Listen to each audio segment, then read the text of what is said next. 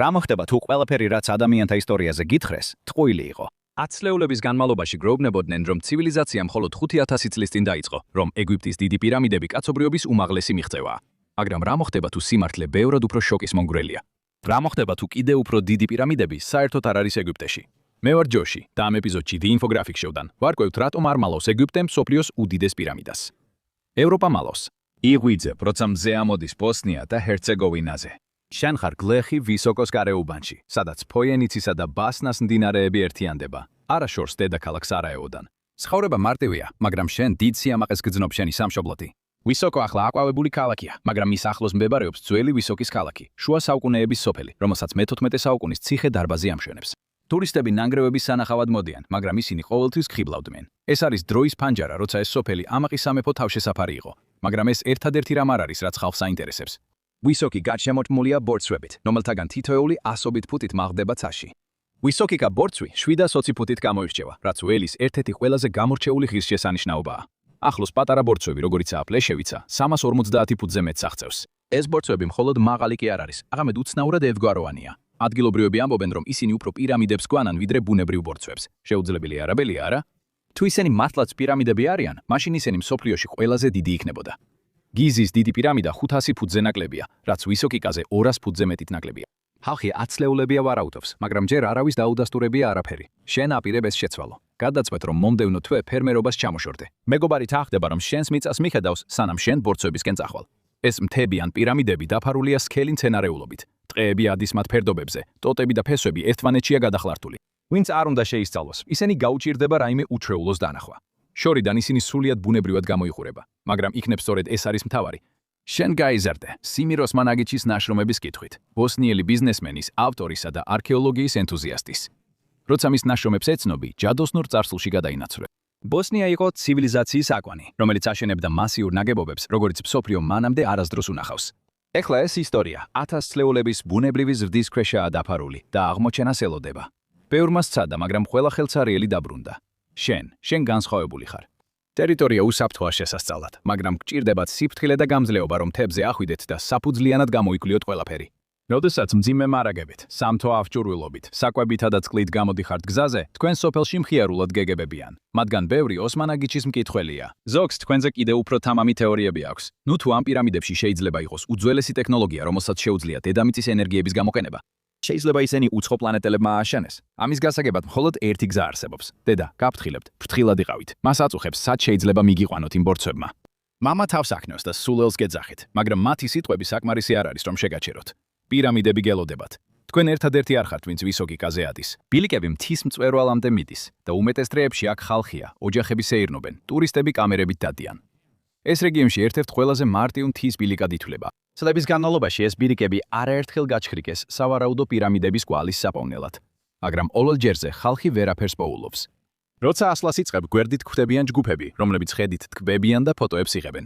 ცოტა ხანს იმავე ბილიკს მიყვები, რასაც ყველა, მაგრამ ეს დიდხანს არ გრძელდება. მალე ბილიკს სილდები და დღეში უცნობში შედიხარ. თუმცა სინამდვილეში პირამიდაა, მას აუცილებლად ექნება შესასვლელი და ეს შესასვლელი პირამიდის ძირში უნდა იყოს. ლოგიკა ამას განაყოფს და ეს ნიშნავს, რომ კარგად ნაცნობ ბილიკებს, რომლებიც მწვერვალისკენ მიდის, გვერდსაული. ამის ნაცვლად მთის სქელ ტყის მსგავს ძირზე კონცენტრირდები. ეს უზარმაზარი ტერიტორია, რომელსაც უნდა მოედო, თუნდაც მარტო ვისოკიკაზე, მაგრამ სწორედ აქ გადაწყვეტე დაწყება. თუ აქ მართლაც პირამიდაა დამალული, რატო არ უნდა დაიწყო ყველაზე დიდით? ბუნებრივი საფარი სქელია, ბუჩქები და ხეები მთის ფერდობზეა გადაჭიმული. ბილიკის მეგზურებმა გაგაფრთხილეს ველური ბუნების შესახებ, განსაკუთრებით კი ყავისფერი დათვების. ყველაფერს რაც მოძრაობს, გვერდს უბლით და თავს არიდებ. შენი მიზანი მარტივია, მაგრამ დაამღლელი. შეამოწმო ყველა ადგილი, სადაც მცენარეები შეიძლება შესასვლელს ფარავდეს. მაჩეტეს იყენებ, რომ დაარტყა მთის ფერდობს და უსმენ, იქნება თუ არა ზედაპირის ქვეშ ღრუ ხმა. ეს ნელი და დამღლელი საქმეა და ყოველ ჯერზე, როცა უშედეგოდ ამთავრებ, მამის ხმა გესმის გონებაში, რომელიც სულელს გეძახის. მაგრამ მაინც აგრძელებ. ბუჩქებს מחვილით ჯრი და პოულობ სიცარიელეს, ბნელ სივრცეს, ღრუს ან შესასვლელს. ქვას იღებ და შიგნით აგდებ. ის მიწას არ ეცემა, ვარდნას აგრძელებს. ეკო ბრუნდება, ღრმა და მღვიმისებური, უბსკრულია. ნუ თუ მართლა ასეა, მთელი დაღლილობა სხეულში მაშინ ვეკრება. შენი მაჩეტე ბალახს ცეცხლივით ჯრის. მალე ვიძრო, ტალახიან გვირაბებში მიძვრები, ხელქვეშ ხრეში ჭრიალებს, მიწა კანს გიზელს. ყოველი სანტიმეტრი წინ უცნობის სიღრმეში გითრევს. შენი ფანარი გვირაბის კედლებს ეცემა და ირეკლება. ბოლოს ვიწრო გასასვლელი დიდ დარბაზად იხსნება და მაშინ გეცემა აზრი. შენ ისტორია შექმენი. შენ ხარ უზარმაზარ ატრიუმში, რომელიც მთლიანად ქრით არის გამოკვეთილი. ის ალბათ ათასობით წლისაა. კედლები დაფარულია რთული ორნამენტებით, თითქმის დავითქებული ცივილიზაციის ნაშთებით. ცენტრში უზარმაზარი ქვის ნაგებობები, ცისკენ არის მიმენარის მიმართული, იდეალურად გასწორებული, შეუძლებელია მათი უგულებელყოფა. ვერც კი წარმოიდგენ, რამდენი შრომა დასჭირდებოდა ამ ყველაფრის აშენებას, თუ ეს მართლაც ადამიანის ხელითაა შექმნილი. არაფერს აქვს აზრი, ყოველ შემთხვევაში ჯერჯერობით. იღებ იმ საღებავს, რომელიც წამოიღე და იწყებ გზის მონიშნას პირამიდიდან უკან, რათა შემდეგი მკვლევრებისთვის კვალი დატოვო. ამ საოცარი ადგილის საიდუმლოებებს ისინი ახსნიან, ვისაც რეგიონის შესახებ მეტი ცოდნა აქვს. შენ ბოსნიის უდიდესი საიდუმლო აღმოაჩინე, მაგრამ რაც მთებში სინამდვილეში მოხდა, კიდევ უფრო უცნაურია. შეიძლება ესეთი ამბავი სინამდვილეში მართალი იყოს. მაშინ როცა სხვები პირამიდებს ეძებენ, შენ უკვე საუკეთესო თავგადასავალში ხარ, ეკრანის წინ კომფორტულად ზიხარ და უყურებ. მოიწონე, გააზიარე და გამოიწერე არხი. ეს ბევრად უფრო ადვილია, ვიდრე ტალახში ხოხვა. ბოლო წლებში ბევრი თავგადასავლების მაძიებელი ბოსნიის სოფლებიდან ქვეყნის უძველესი წარსულის საძიებლად გაემართა. ყველა მათგანი ხელცარიელი დაბრუნდა, მაგრამ მიზიდულობა არ გამქრალა.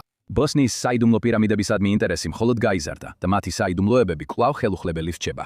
თვითონ მთავრობაც კი ჩაერთო ამ საქმეში და თეორიის შესახებ წიგნებსაც კი უწევს რეკლამას. მათი ძალისხმევამ სულ უფრო მეტი ადამიანი დაინტერესა იმ იდეით, რომ ბოსნია და ჰერცეგოვინა შეიძლება უძველესი სამყაროს ერთ-ერთი უდიდესი დაფარული საოცრების სამშობლო იყოს. ყველაფერი ერთ კაცს უკავშირდება. სემირ ოსმანაგიჩი გაიზარდა იუგოსლავიის ბოსნია და ჰერცეგოვინის რეგიონში. მაგრამ 1982 წლის ომის დაწყება. ეხლა როგორც საკუთარი კომპანიის დამფუძნებელი, ებელი ის სამშობლოში დაბრუნდა და თავისი ქონება დამოუკიდებლობის შემდეგ დანგრეული ქვეყნის აღდგენას მოახმარა. მისი ერთ-ერთი დიდი იდეა იყო არქეოლოგიური პარკის დაპროექტება, რომელიც ტურიზმს მოიზიდავდა.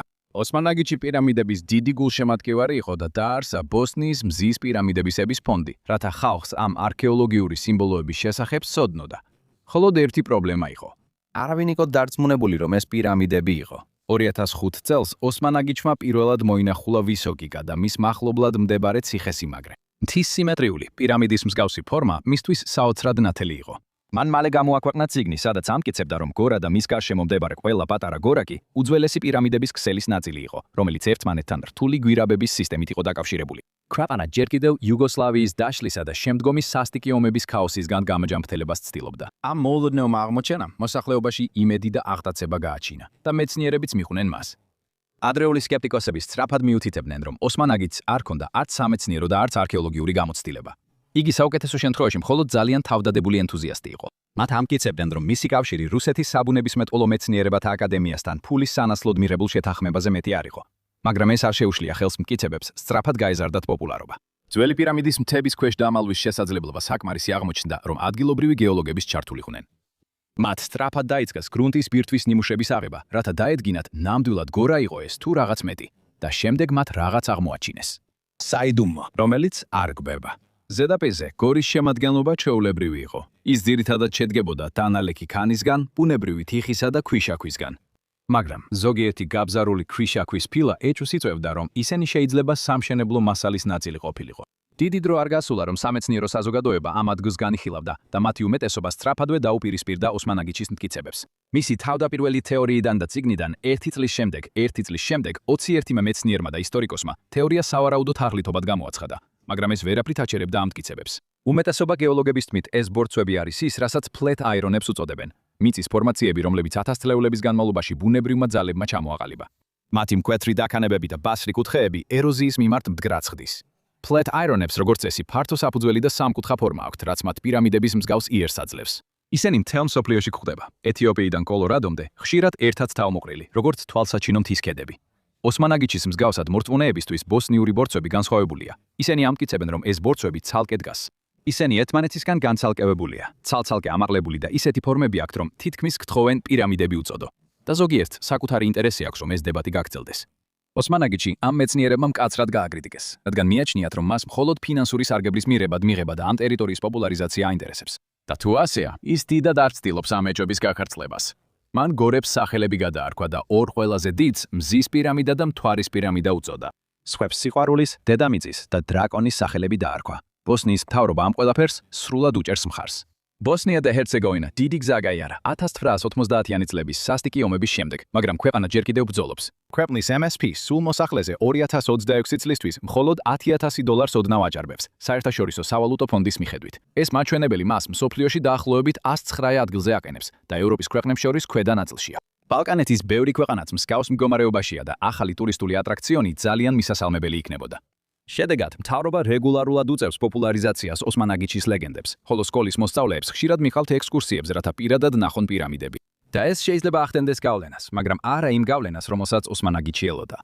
თავიდანვე ოსმანაგიჩი ამტკიცებდა, რომ მისი პროექტი უზარმაზარი წარმატება იყო. 2006 წლამდე ეს პორტსები უბრალოდ ლამაზი ადგილი იყო ლაშქრობისთვის, მაგრამ 1 წლის შემდეგ გავრცელებული ინფორმაციით ისინი 200,000 ტურისტს იზიდავდნენ. ოსმანაგიჩი მთელი მსოფლიოდან ინვესტიციებს ეძებდა, რათა ამ ტერიტორიაზე უზარმაზარი პარკი აეშენებინა და მისი სავარაუდო ისტორია წარმოეჩინა. მიუხედავად იმისა, რომ ტურიზმი დღეს ისეთი აღარ არის, როგორიც ადრე იყო, მთების გარშემო სუენირების გამყიდველებისთვის საქმე მაინც კარგად მიდის, მაგრამ ეს ყველაფერი შეიძლება ფასად გვიჯდებოდეს. დღეს მთებზე ტურიზმმა დიდი გავლენა მოახდინა, ძლიერი მოძრაობა ბევრ ბილიკს აცვეთს. ერთი მთა იმდენად ხშირად გათხარეს, რომ ფორმა შეეცვალა და ეხლა უფრო საფეხურებიან პირამიდას გავს. ეს კიდევ უფრო აძლიერებს თეორიებს, რომ სწორედ ასე გამოიყურებოდა ათასობით წლის წინ. არქეოლოგები კვლავ გამოთქვამენ შეშფოთებას გარემოზე და ისტორიულ მემკვიდრეობაზე ზემოქმედების გამო. ასევე არსებობს შიში, რომ შესაძლოა ზიანი მიადგეს ახლომდებარე ციხის ნანგრევებს. ამ შეშფოთებებმა გამოიწვია მთავრობისადმი გადაუდებელი მოწოდებები, რომ პროექტი შეჩერდეს. მაგრამ ამ ყველაფრის უკან მდგომი კაცი არ აპირებს შეჩერებას. ოსმანაგიჩის მისიის ერთ-ერთი ყველაზე საკამათო ნაწილი, ისევე როგორც ის, რაც ბევრ ადამიანს ყველაზე მეტად დაინტერესებს, არის ის, რომ მისი მტკიცებები დროთა განმავლობაში კიდევ უფრო უცნაური ხდება. თუ ეს მართლაც პირამიდები იყო, მაშინ ერთი დიდი კითხვა ჩნდება: ვინ ააშენა ისინი და რატომ? ის მიუთითებს რაუნის გვირაბებზე, სტრუქტურაზე, რომელიც გორაკის კომპლექსის ძირას მდებარეობს და ამტკიცებს, რომ ისინი უძველესი გვირაბების ქსელის ნაშთებია. რაც შეეხება თარიღს, ის ამტკიცებს, რომ იპოვა გაქვავებული ფოთლები, რომლებიც იქ 34,000 წლის წინიდანაა, რაც ბევრად აღემატება იმას, რასაც ისტორიკოსები შესაძლებლად მიიჩნევენ. და თუ ეს უცნაურად ჟღერს, მოითმინე, სანამ გაიგებ რისთვის იყო თითქოს პირამიდები აშენებული. პირამიდები ცისკენ იწევს და ოსმანაგიჩი მიიჩნევს, რომ ისინი შექმნილია მდგომი ტალღების კოსმოსური ენერგიის ერთ-ერთი სახეობის შესობის შესაქმნელად. მისი თქმით, ეს ენერგია შეიძლება საშუალებას აძლევდეს სინათლეზე სწრაფ მოგზაურობას ან თუნდაც ვარსკვლავებს შორის კომუნიკაციას. და თუ ეს ისე ჟღერს, თითქოს ადამიანები ამას ვერასდროს შეძლებენ, მართალი ხართ. ოსმანაგიჩი ავრცელებს იდეას, რომ პირამიდები აშენდა ვარსკვლავებიდან მოსული სტუმრების მიერ, რომლებიც ცნობილია როგორც უძველესი ასტრონავტები. ის ასევე მიიჩნევს, რომ სწორედ ისინი იყვნენ პასუხისმგებელნი ადამიანების დედამიწაზე დასახლებაზე. ეს შეიძლება აბსურდულად ჟღერდეს, მაგრამ ამას არაფერი შეაჩერებს. საკმარისია ამერიკის სამხრეთ-დასავლეთს შეხედოთ, რომ დაინახოთ, რამდენად აინტერესებს ადამიანებს უცხოპლანეტელების ან ადამიანურ არსებობაზე ბევრად უფრო ძველი ისტორიის იდეა. ისევე როგორც როზუელის მსგავსი ქალაქები ტურისტულ ატრაქციონებად იქცნენ, იგივე ბედი, როგორც ჩანს ვისოკიკა გორასა და მის მეზობელ მთებს აცელის. მაშინ როცა არქეოლოგები თავს აქნევენ და გეოლოგები გონივრულ არგუმენტებს იშველიებენ, ოსმანაგიჩმა შეიძლება რაღაც უფრო ძლიეს მიაგნო ვიდრე გონება. ეს არის წარმოსახვის ძალა, რომელიც ამტკიცებს, რომ იქ რაღაც აუცილებლად უნდა იყოს. იქნების უკვე აქაც არის. ნახეთ, როგორ შეუძლია წარმოსახვას ბორცვები ლეგენდებად აქციოს, მაგრამ რა უყოთ იმ მიღწევებს, რომლებიც თითქოს ადამიანებს არ შეეძლოთ.